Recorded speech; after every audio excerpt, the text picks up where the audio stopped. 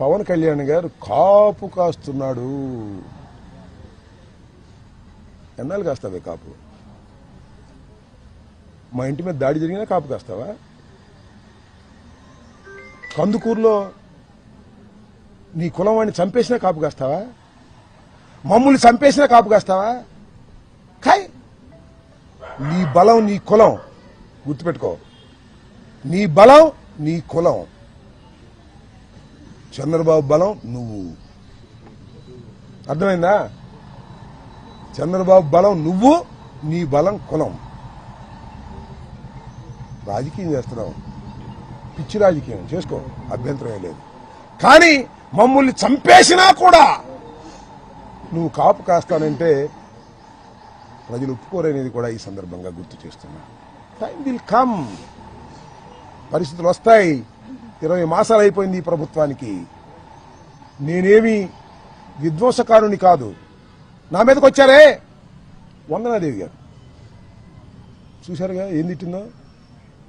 ఒక మహిళ, ఆమెది కూడా సత్యనపల్లి, అబ్బూరు మళ్ళీ కూడా సత్యనపల్లి మంత్రిగా చేశా.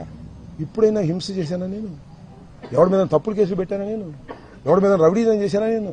పవర్ ఉందే నాకు, ఎమ్మెల్యేగా ఉన్నాను, మంత్రిగా ఉన్నాను, పోలీస్ వ్యవస్థ నా దగ్గర ఉంది. ఇప్పుడేం చేశానా? లేదు కమ్మాస్ మీద ఎప్పుడన్నా దౌర్జన్యం చేశానా? కమ్మాస్ నాకు ఎంతమంది నా అభిమానులు ఉన్నారు సత్యనపల్లి, వెళ్ళండి. వందనాదేవి గారు అంటుందమ్మా, ఏం తిడుతుందయ్యా బాబు. తల్లి వందనాదేవి, తల్లి నీకు వందనమమ్మా, ఎంత బ్రహ్మాండంగా తిట్టావు తల్లి, అందరూ చూశారు సోషల్ మీడియాలో అంటుంది. ఇంకో మహాతల్లి మైకి దగ్గర మాత్రమే హోంమంత్రి అంబటి రాంబాబు గారిని ఎవరు అన్నారో చూపించండి, వాళ్ళ మీద యాక్షన్ తీసుకుంటామని. ఏం చూపించాలి ఇంకా నా బొంద? వందనాదేవి ఆ తల్లికి వందనం చేసిందిగా, పచ్చి బూతులు. ఒక మహిళ తిట్టకూడదని బూతులు తిడితే దాని మీద యాక్షన్ తీసుకోరా? నా ఇల్లు తగలేస్తే దాని మీద యాక్షన్ తీసుకోరా? నా కారులు తగలేస్తే దాని మీద యాక్షన్ తీసుకోరా? నా భార్య బిడ్డను తరిమి కొడితే దాని మీద యాక్షన్ తీసుకోరా? కేసు కట్టరా? వాళ్ళని వదిలేస్తారు. నేను పొరపాటుని అని క్షమాపణ చెబితే నన్ను అరెస్ట్ చేసి లోపల పెడతారు. ఎక్కడుంది ప్రజాస్వామ్యం? కలకాలం ఇలాగే ఉంటుందా? అందరూ మీ ఆఫీసర్లే, మీ ఆఫీసర్ ఇష్టం వచ్చి రాస్తారు. ఎస్పీ వస్తే రానియరు, పోలీసులు కాపలా కాస్తారు, ఇల్లు పగల కొడతారు. ఏంటి అన్యాయం? ధర్మమేనా అని అడుగుతాను. సరే, పవన్ కళ్యాణ్ గారి ధర్మమే అన్నాడు, అలాగే నాగేంద్రబాబు గారి ధర్మమేనన్నాడు. మీకు ధన్యవాదాలు. ధర్మమే అన్న మీకు బహుధన్యవాదాలని మనవి చేస్తున్నాం. ధర్మం కాదని కూడా అన్నారు కొంతమంది. బీజేపీకి చెందిన విష్ణువర్ధన్ రాజు కూటమిలో సభ్యుడు అంబటి రాంబాబు ఇంటి మీద దాడి చేయటం తప్పు అన్నాడు. సిపిఐ నారాయణ ఏదైనా దాడులు చేయటం తప్పు అన్నాడు. అలాగే జడ శ్రావణ కుమార్ తీవ్రంగా ఖండించాడు. జనసేన రజని ఒక మహిళ, ఆమె జనసేన మహిళగానే తెలుసు నాకు, ఆమె ఇంటి పేరే జనసేన నాకు తెలిసినంత వరకు. ఆమె కూడా ఖండించింది తప్పు అంబటి రాంబాబు మీదని. కారణం ఊరి చెప్తా దానికి. ఇక్కడే ఎన్టీ రామారావు విగ్రహం దగ్గర, అప్పుడు ఎన్టీ రామారావు విగ్రహం లేదు, వంగవీటి మోహన్ రంగా విగ్రహాన్ని పెడుతుంటే మా ప్రభుత్వంలో అబ్జెక్ట్ చేశారు ఆఫీసర్స్. అందరూ నా దగ్గరికి వచ్చారు. అందరూ వంగవీటి మోహన్ రంగా అభిమానులు అంటే కాపులు వచ్చి, సార్ ఈ బొమ్మ ఇక్కడ పెట్టించాలి సార్, మీ ప్రభుత్వంలో కలెక్టర్ ఒప్పుకోవట్లేదు, ఎస్పీ ఒప్పుకోవట్లేదు, కమిషనర్ ఒప్పుకోవట్లేదు అంటే, అబ్బాయి మీరు అందరూ వచ్చారు కదా, మీలో జనసేన వాళ్ళు ఎంతమంది అని అడిగా, వైసీపీ వాళ్ళు ఎంతమంది అడిగా. మొహమాటం లేకుండా చెప్పండి, చేతులు పైకెత్తండి అన్న. ఆ వచ్చిన 50 మందిలో వైసీపీ వాళ్ళు ఎవరంటే 4 ఇచ్చారు. 4. జనసేన వాళ్ళు ఎంతమంది ఇస్తారు తెలుసా? 40 మంది పైన ఇచ్చారు.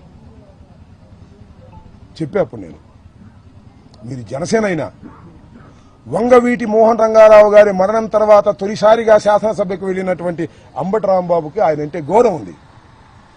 మెజార్టీ జనసేన ఉన్నా సరే అక్కడ బొమ్మ ప్రతిష్ఠించే బాధ్యత నాదని చెప్పా. కలెక్టర్ని కన్వెన్స్ చేశా, కమిషనర్ని కన్వెన్స్ చేశా, ఎస్పీని కన్వెన్స్ చేశా, బొమ్మ ప్రతిష్ఠింపజేశా. ఆ రోజున నన్ను పిలిచారు, సరే చాలా మంది పిలిచారు కాపుల్ని. ఆ రోజు రజనీ కనపడింది, ఈ అమ్మాయి. సార్ మీకు హ్యాట్స్ ఆఫ్ సార్, అందరూ కాదన్నా మీరు పెట్టారు సార్ అంటే, అమ్మ న్యాయం ప్రకారం పోతాను నేను, మీరు జనసేన అయినా సరే, నువ్వు కూడా గుర్తుపెట్టుకో తల్లి, ఎప్పుడన్నా న్యాయం కోసం పోరాడు, మాకు అన్యాయం జరిగినప్పుడు అన్నా.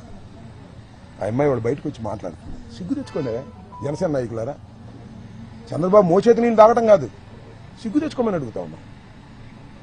ఇంతమంది న్యూట్రల్స్ ఖండించారు, మీకు భయమా? ఎందుకు ఖండించలేకపోతున్నారు? మీరు తెలుగుదేశం ఒకటేనా?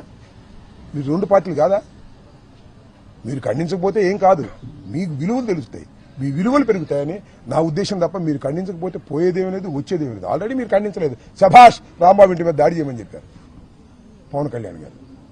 శభాష్ రాంబాబు ఇంటి మీద దాడి చేయమన్నాడు నాగేంద్ర బాబు గారు.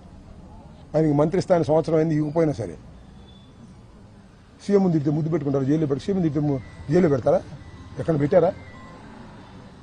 ఏంది అన్యాయం? నాకు అర్థం కాదు. ఇంతమంది వీళ్ళందరికీ ఎవరైతే, ఇంకా చాలా మంది నా దృష్టికి రాలేదు, జైల్లో ఉన్నప్పుడు నేను పత్రికలో చూసిన వాళ్ళు మాత్రమే ఇది.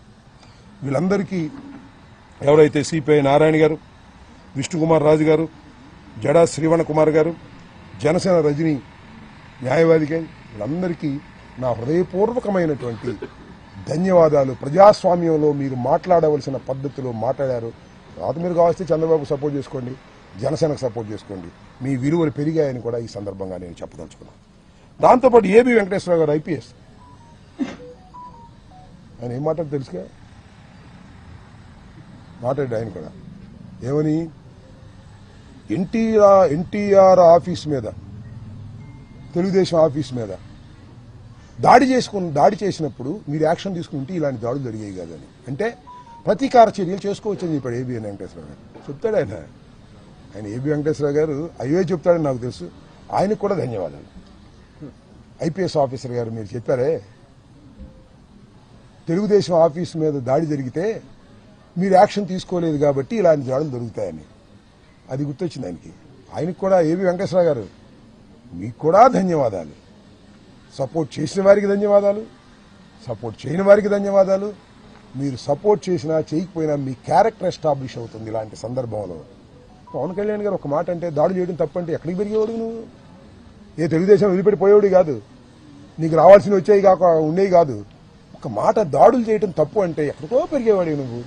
నీ పెరుగుదల నువ్వే ఆపుకుంటున్నావు చంద్రబాబు వల్ల, ఆపుకో, ఇబ్బంది ఏమీ లేదు. We don't care also. కాబట్టి నేను చెప్పదలుచుకున్నది ఏమిటంటే, నా ఆవేదనని ఆవిష్కరించుకోవాలనేటువంటి తపనతో జైలు నుంచి వచ్చిన తర్వాత ఈ ప్రెస్ మీట్ పెట్టాలని అనుకున్నాను.